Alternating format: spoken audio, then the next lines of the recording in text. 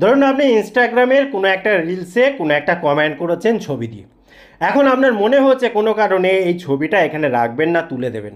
তো সেক্ষেত্রে নর্মালি কিন্তু এখান থেকে এরকমভাবে চেপে রেখে বা কোনো রকমে কিন্তু সহজে এটাকে ডিলিট করা যায় না। এর সঠিক উপায় একটা রয়েছে।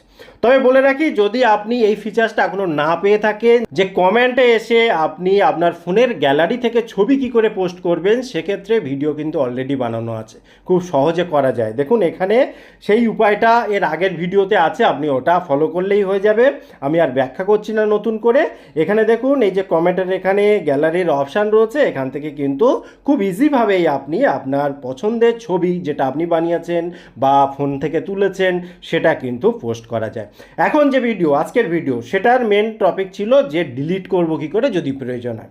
সেক্ষেত্রে দেখুন এই যে ছবিটা আপনি পোস্ট করলেন, এটা যদি ডিলিট করতে চান তাহলে এই যে নাম রয়েছে না, নামের পাশে দেখুন একটা টাইমিং রয়েছে, টাইম, এটা দেখুন যেরকম 27 মিনিট, এই 27 মিনিট এরকম চেপে রাখবেন, দেখুন একটা ডিলিটের অপশান আসবে।